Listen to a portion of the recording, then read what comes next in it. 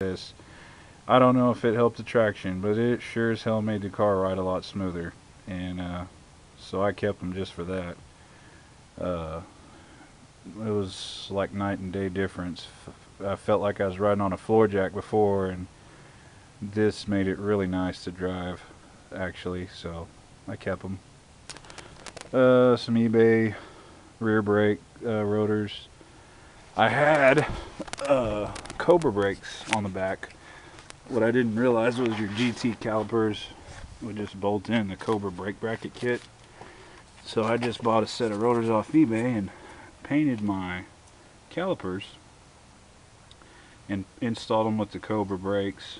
And to do that, the brackets I'm talking about are back here. This little bracket here that the brakes actually mount to. This is the GT bracket. I did away with the Cobra brakes because my 15-inch wheels wouldn't fit. Tried every way in the world. You can see I went as far as to grind the nipple off of my bleeder, and I actually had this hose ground down almost flush. But I didn't feel very safe with it, so I replaced the hose and went back to the GT brackets and GT rotors just so my 15-inch wheels would fit. I didn't want to run spacers. I need to change those studs to some longer ones. Put some strange adjustable shocks in the back. It's got a Mac differential cover, kind of standard stuff, you know. A lot of bolt-on stuff. I hadn't repainted the car yet, but I'm going to. I went ahead and moved my battery to the trunk. I need to get a box and mount it up. There you can see my fuel pump iron and stuff. That was the aeromotive kit. It wired in real nice. Once I put my trunk panels back, you won't be able to see any of that mess. But for now, it's still working, so I just hadn't finished it up yet. I need to put a roll cage in this thing. I got an airbag on this side. I had it before I ever had a sway bar or anything, and I just left it in there for grins. If I want to later, I can take it out real easy. There's my fuel lines. You can see how they go up. One thing I didn't like is, you know, it's pretty close in there. I kind of put a little insulation between that to help it. I didn't want it to smash my fuel feed or anything. I mounted my pump on the bottom of the tank back here, and Summit filters and stuff. But you know, I got to thinking about it after I mounted it. The only reason I put it there was because I was kind of cramped for room, and I was the most convenient spot. But after a while I was thinking about it, and I was thinking if I got to doing some wheelies or whatever, and just kind of, I don't know how far the rear of the car would come down, or, you know, if you did a wheelie, you could imagine what would happen if you hit that thing and left a trail of fuel behind you. It's never good.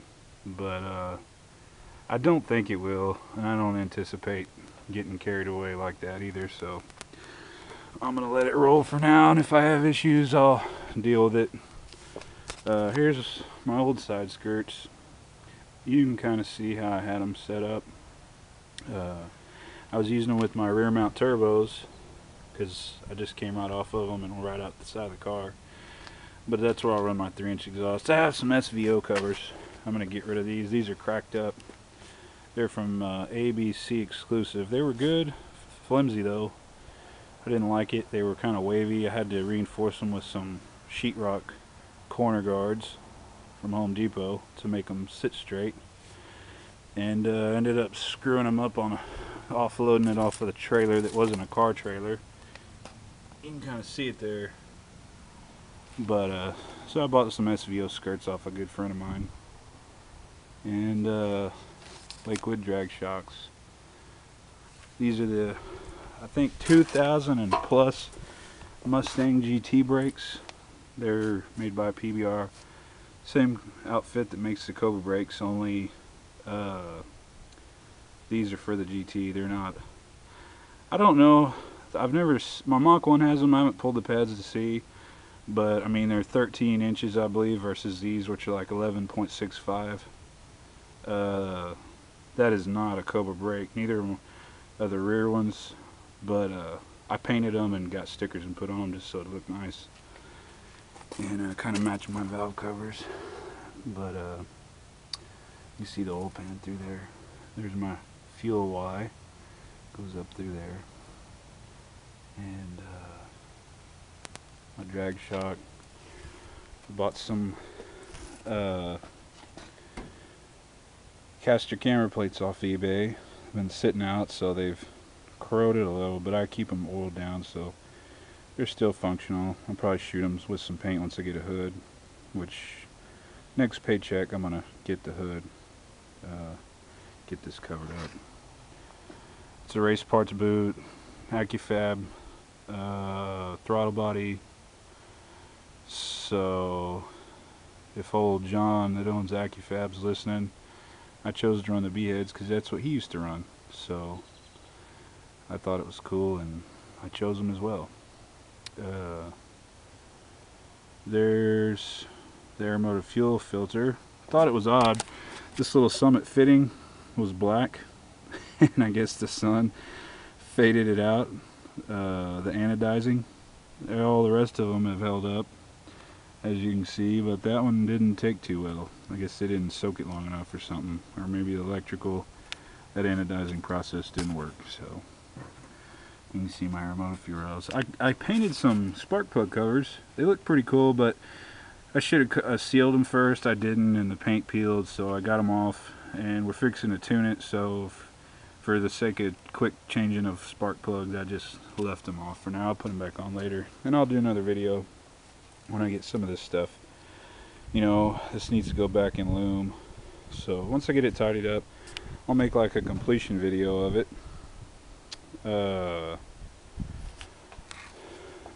But that's the outside. There's kind of the whole setup there. I'm gonna run a Cobra R style front bumper. I'm gonna trim the lip off of it and massage the side so that it looks more like a 01 Cobra bumper, but that is made for the 96 to 98 year model, and I'll get some footage of that once I get it on, get it in the car. Inside, nothing special yet. Just kind of removed the interior and stuff, not all of it, but just to where I needed to work, the carpet and whatnot. There you can see my transmission hump that I welded in. It's sheet metal that I've cut with a plasma or torch. Just recently got a plasma, and formed it by hand, you know, with a vise or C-clamps and boards, and you know, hitting on it. And I'm sure a lot of you backyard guys know what I'm talking about when you're trying to form sheet metal without brakes and everything. But that is the new top cover I just made this afternoon. Goes on up. It's got a lip. I'm going to screw it down too.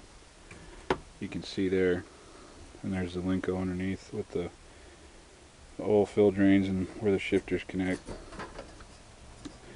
And I'm going to screw it down with some nice stainless screws and then carpet over it. And I'll buy some rubber and screw some sheet metal around the edge of it, around these holes, so that it's a tight sealed fit, so that I can drive in the rain. And you know, it is a race car to me, not to others, you know, because they would strip it and gut it and really try to go fast. I'm just trying to have fun and have something that has most of the amenities it came with. CD player, AC. I don't know if the cruise control is going to work. I know my cable has to be replaced for one.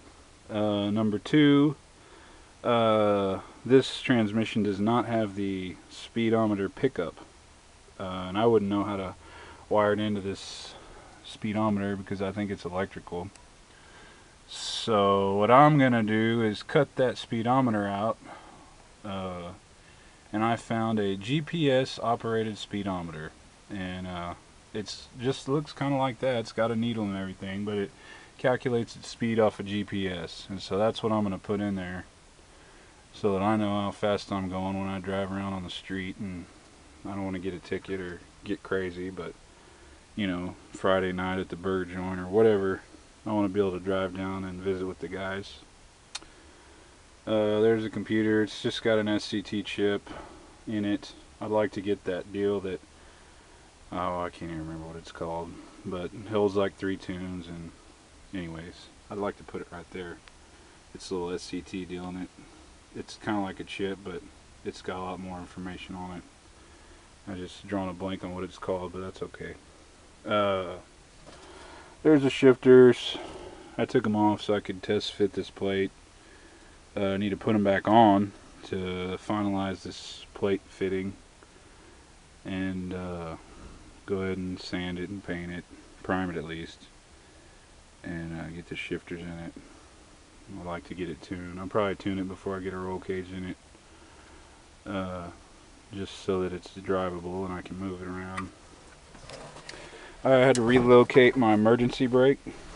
This was the location right in here, as most people that have Mustangs will recall.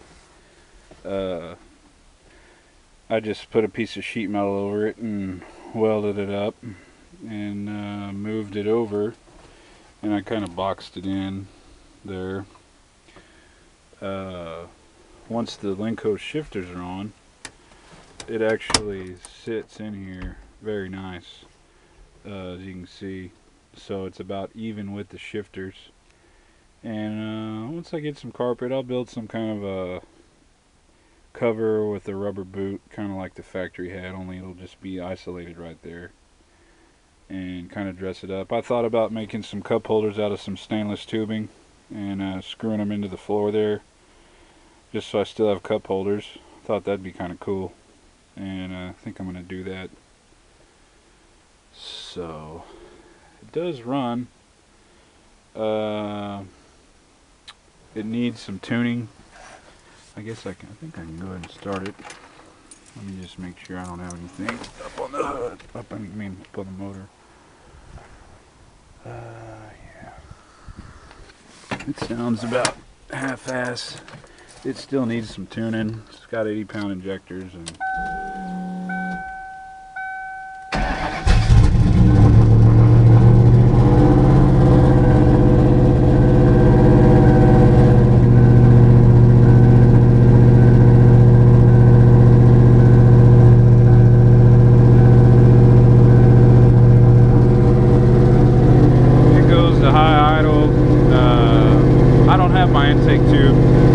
clamped on, so it might be leaking a little air in, but once it warms up, it kind of drops down.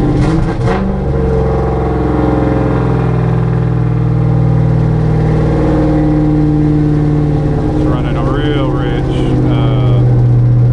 but not nearly as bad as it was the first base tune we put on it. So you don't really hear the cams. Plus, you know, you're not going to hear cams at 2,000 or 1,800 RPM. Maybe like 800, but I'll make another video later, and I don't feel like sitting here and waiting for it to slow down and everything. I'll just make another video later once I get it tuned and driving and whatnot, but it does run, and the motor doesn't leak. Hadn't blown up yet. Hadn't froze up yet. So that's about it for now. So YouTube, I guess I'll talk to you in a few weeks when I get closer to being done with this thing. I say a few weeks, hell, it'll probably be another month. But anyhow, everybody have a happy holidays, and hopefully everybody enjoyed the little tour here and it wasn't too boring. Thanks, bye.